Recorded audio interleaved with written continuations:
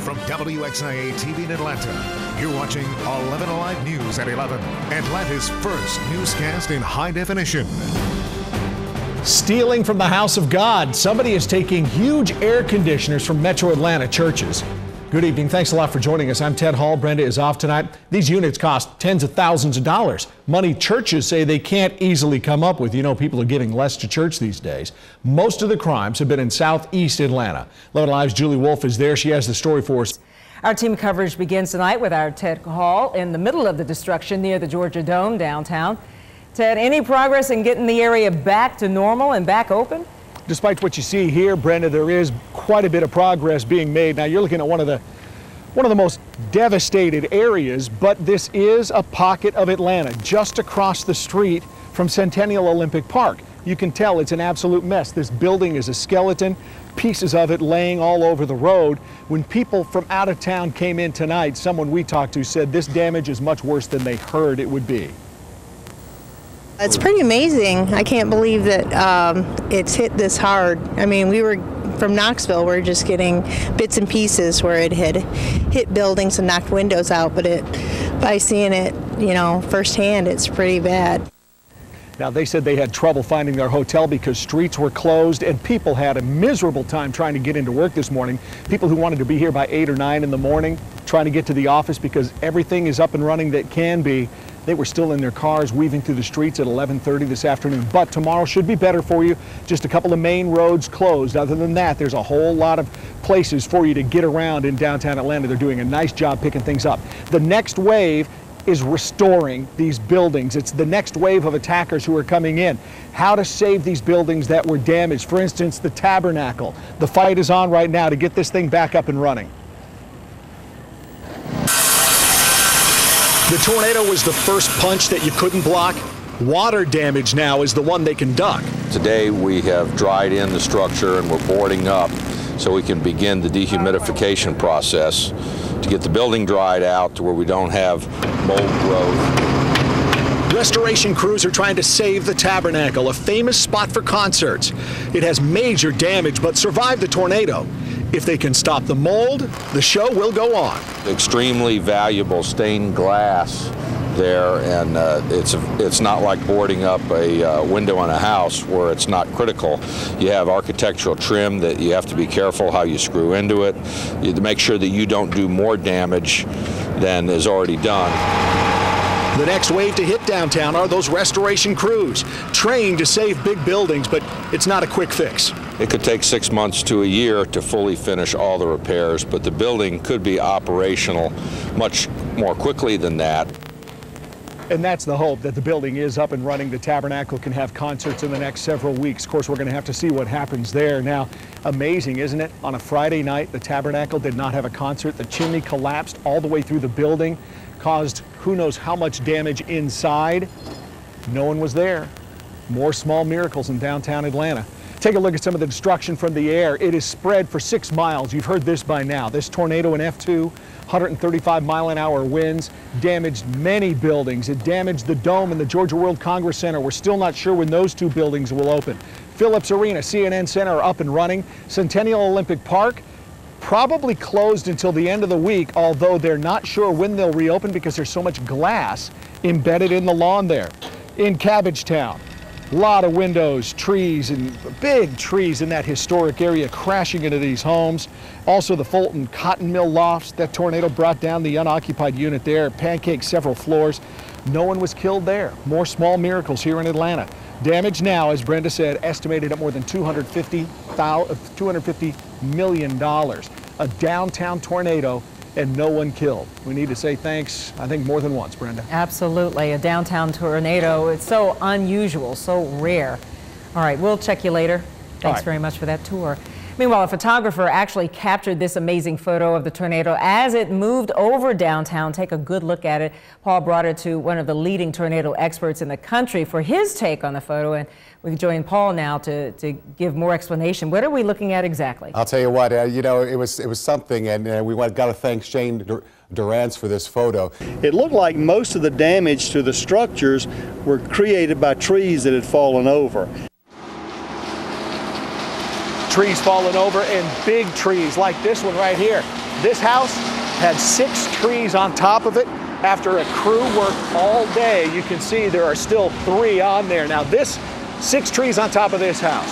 2 houses over, 3 trees on top of it. The next house over, nothing. But take a look at this one right here. Bill and Kathy came out of their house thinking, all right, last night after the storm, we made it through okay. But then they said, wait a minute, what's under that tree? Take a look under here. Can you see this van? It is about 2 feet shorter than it was. Windshield is smashed. 2 or 3 trees are on top of this. Bill and Kathy were just laughing about it a little while ago, saying we don't know what in the world we're going to do with it, but they said, please don't steal our van. Trying to make some jokes. Jerry Carnes is also joining us. He's live in this county as well, in Cherokee County, Indian Wells subdivision. People were trapped by the falling trees, but some heroes, I'm guessing, out there, Jerry. As for the car, believe it or not, it cranks and it moves, but obviously it's not roadworthy. It will have to be replaced. Ted, back to you. There's a whole lot of replacing having to be done now after these storms. Thank you very much, Jerry. And how do you replace these trees? The leaders, 2 homes over, lost 12 trees. Bill and Kathy here say they've lost 13 trees out of this yard. And here's one of the surprising things about it, at least we keep hearing this from people here. A lot of the trees that fell are oak trees. That's a surprise because people tend to plant oak trees in order to keep the pine trees from falling down. But then they say, think about the drought. That may be why we have so many oak trees that are down. They're distressed and they're hurting right now. One of the problems in Cherokee County, our Valerie Hoff has that for us, is the fact that some people didn't hear the sirens. And Val, for a tornado siren not to go off and for it not to be the first time, I imagine some people are pretty upset. Working are in downtown Paul Ground and South Canton. Reporting live from Cherokee County, Valerie Hoff, 11 Alive News. Val, thanks. Here's a root ball of a big oak tree that this thing fell down. A couple of points to here in Cherokee County. The Salvation Army has been called in. They're delivering food and water to the people who are here working and also to the people living here and who need the help. Also, the city of Woodstock has decided they're going to try to clean up some of this mess. People who can cut these trees up into 4-foot sections. You can leave them on the side of the road, and let's see, coming up in the next couple days, Friday, Saturday, and Monday, someone's going to come along and cut those things up for you, but a lot of people taking care of that themselves already. Brenda? Yeah, a lot of neighborly spirit going on out there. Yeah, folks who didn't have didn't have a lot of damage helping those who did. All right, yeah. Thanks, Ted. Escape all of the on-ramps and off-ramps of 85 in the Gwinnett Village. What used to be weeds and litter now looks like this. Add to that code enforcement and hiring extra police officers to patrol overnights. And we're really addressing that broken window. We're saying, hey, let's get rid of that graffiti. Let's address the crime. Let's make this a safe and secure area, and then we'll start to see more and more businesses and residents come back. And frankly, that's what we're seeing. So we're really excited about this. So is Dr. Edwards. If they just keep it going like that, it will make a big difference around here. That's what the Gwinnett Village is planning now. They have a redevelopment plan. While they have plenty of business strength, they now hope with those lower crime numbers to bring in more residents. From Gwinnett County, Duffy Dixon, 11 Alive News tonight. All right, Duffy, thank you very much. Kind of funny when you look at the radar map out there, Paul, and we have a dry forecast, but there sure looks like some rain coming our way. Yeah, normally you'd think a system that's back in Alabama, Mississippi, moving to the northeast would at least produce some showers in not only northern Alabama, but also into Georgia. But you can see look how it weakens as it moves a little bit closer to Montgomery and Birmingham. So as it continues to lift, it's getting knocked down and it continues to move in that direction. We could see maybe a little bit of light shower activity for tomorrow, but generally we're not looking at gully wash or anything very heavy out there. Want to give you a forecast because I know a lot of folks out there planning to go to the beach for this weekend. We're going to give you the forecast for if you're going to Gulf Shores, Destin, or Panama City in the mid-80s, 83 to 85 degrees with a chance of an afternoon thunderstorm. So it is that time of year again as we head into the unofficial start of summer, of course, Memorial Day. We'll have that forecast and the rest of the 7-day coming up in a few minutes. Oh, the beach. That's a good idea. Thanks a lot, man. It's something that's hit all of us, the soaring price of groceries. Every time we tell you about the increases, we tend to talk about the key items. Eggs, milk, flour, up 30, 40, 50%. Now imagine your entire business relies on those same ingredients every day. In tonight's Surviving in Georgia, 11 Alive's Jay Watson tells us for one woman, it's a piece of cake.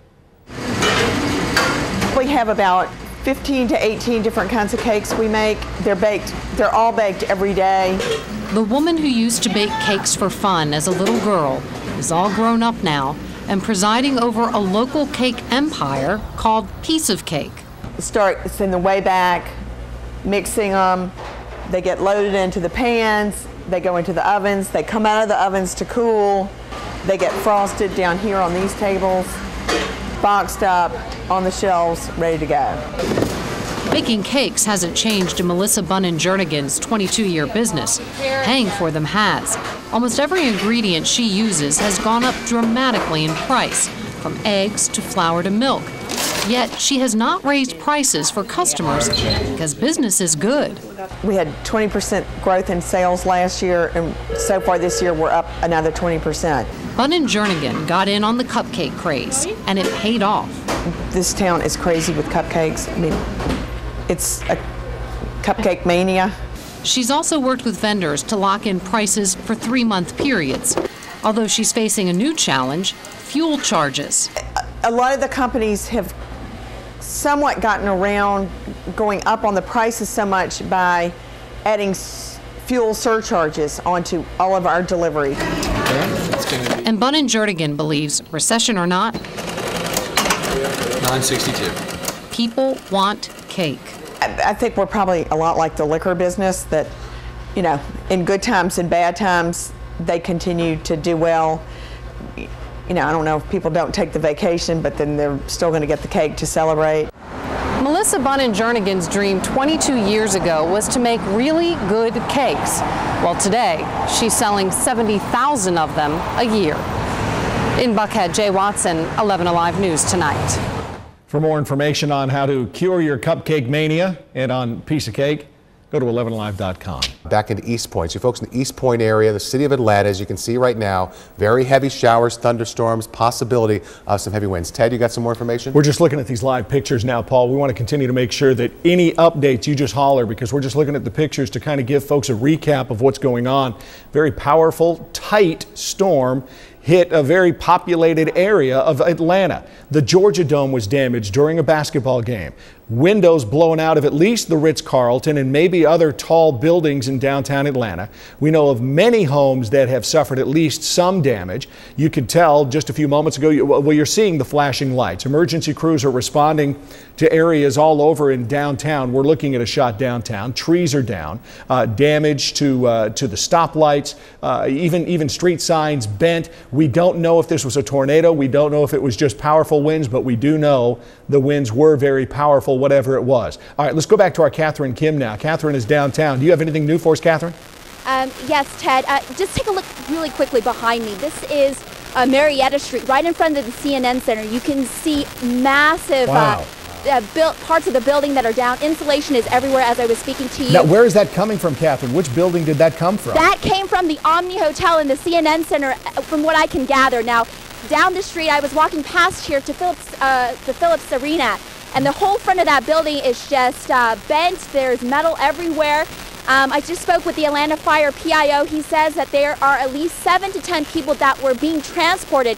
As I was talking to him to the hospital, he says that there are dozens of injuries. At this point, they do not know the condition, how serious it is, how critical they are. They just know that there's a lot of damage. I spoke with a lot of people here, and they just said that they heard what sounded like a bomb explode, and then they saw windows just shattering and everything just flying everywhere. I spoke with one gentleman who said that his car was literally whipped up by the high winds.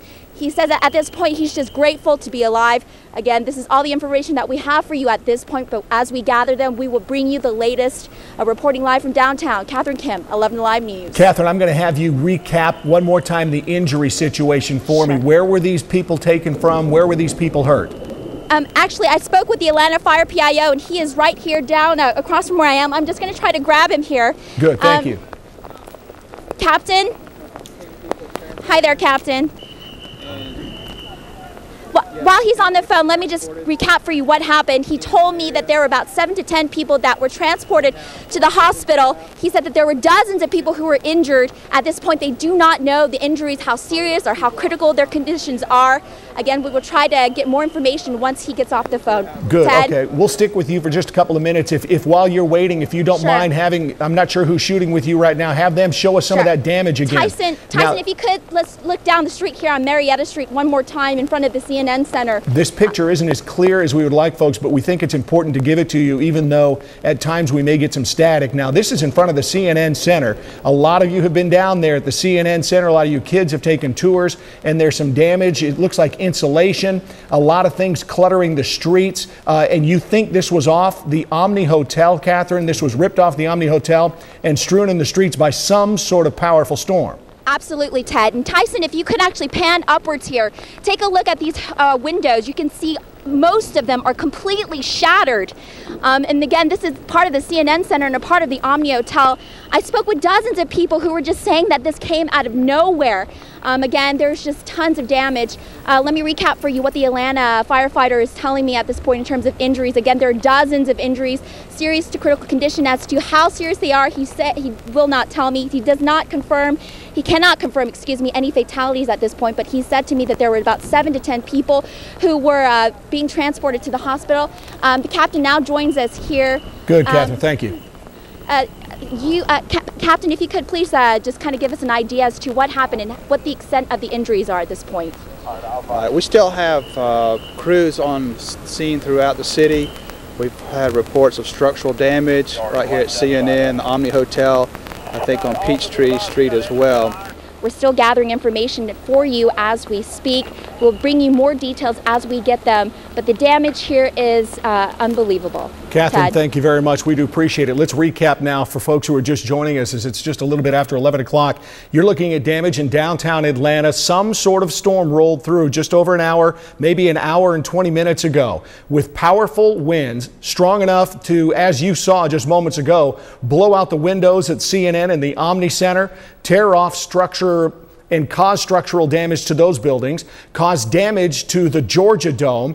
It made the SEC tournament halt for a period, and now throughout downtown Atlanta we're looking at damage, and of course the worst of it at this point looks like it is near the CNN Center and the Omni Hotel, but we are hearing reports of possibly dozens of people injured at this point. Now, Paul has been tracking this storm for us. There are still warnings out there and still some dangerous weather. Paul? Yeah, the ones in Clayton and Henry County until 11:45, and what you're seeing on the screen, we're seeing in the downtown area just a few hours ago or an hour and a half ago. So that is the storm cell we're watching. There's still warnings out on there, but of course all eyes on an area here in the city of Atlanta again that possibly could have been hit by a tornado earlier this evening, Ted. It's interesting that the focal point perhaps of this storm is also the focal point of our city. Yes. The Centennial Olympic Park, the Georgia Dome, CNN Center, Omni, Phillips Arena. That's where so much of this damage is. You're looking at video from inside the Georgia Dome. The SEC tournament in town, a huge tourist draw.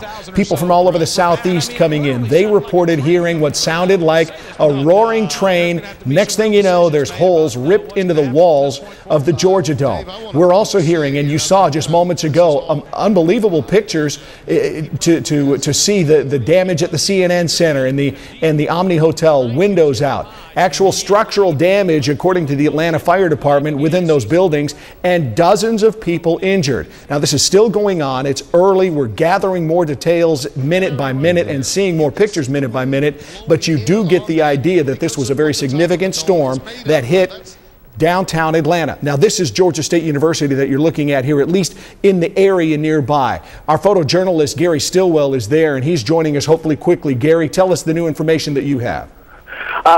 Ted, a few minutes ago, the Atlanta Fire stopped by and let us know that there was another cell coming through and that we probably needed to get out of this area. There, I think, as I was driving up Cortland, they had some street lamps that were already down on the ground from high winds, they said, and so we're being urged to go ahead and move from this location, but Georgia State Police are still on the scene here, keeping the kids inside their dorms at this point. And I can barely see 75 behind me. It's a dead stop. Traffic is backing up Edgewood, which at one point they have shut down, and we're getting a lot more rain, as you can see from my live picture. It's really coming down. Gary, thank you very much. I was about, I'm guessing, 3 miles away from the CNN Center and so on when this storm hit this evening, maybe an hour and 20 minutes, an hour and a half ago, and the rain was falling so fast and so hard.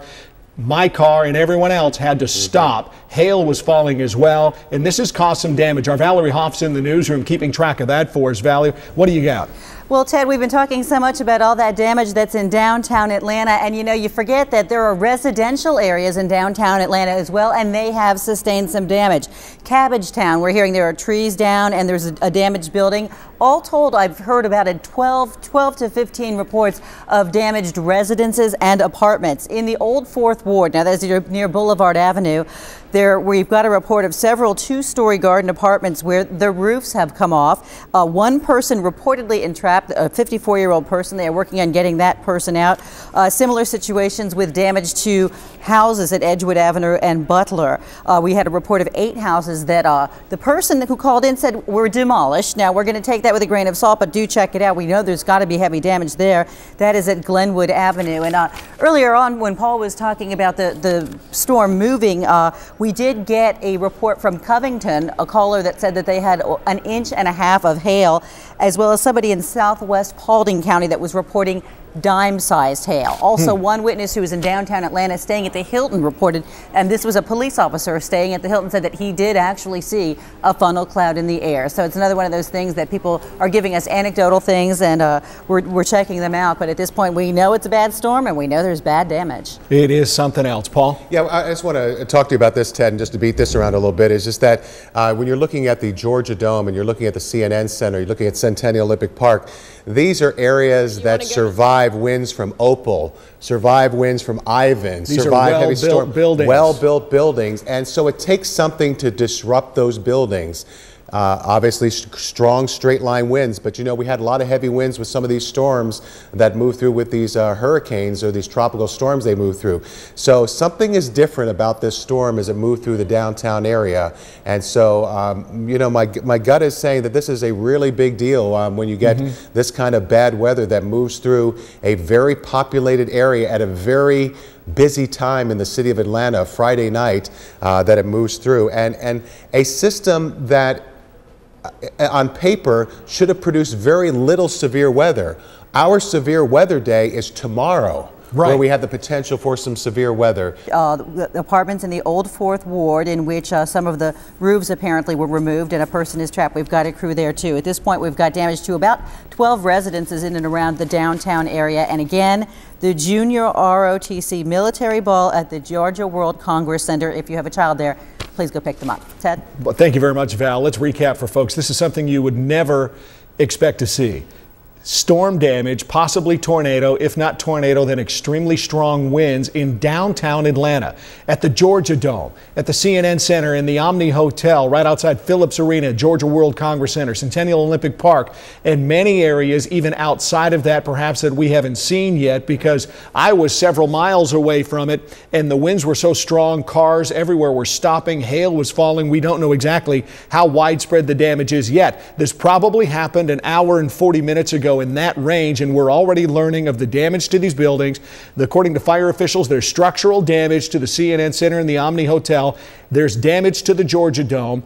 And according to fire officials, perhaps dozens of people have been injured by what may be a tornado. We do know they're very strong winds. Paul, what's going on with the weather now? Because the storms are still out there. Yeah, they're still out there, and they're in the Forest Park, Riverdale area. So the good news for the folks that have to pick up boy, I'd hate to have to be driving down there, but if your loved one is there, that is not going to be easy to pick up your kids. No, it isn't. But I mean, you got to get them to safety. Looks like people leaving the hotel right now, like getting out of the hotel for the night. And I think that right now we're okay with that. I think when you look at what's happening as far as what's on the Power Plus 1 million, you're just seeing. Also knocked holes in the roof of the World Congress Center, and it damaged Centennial Olympic Park as well.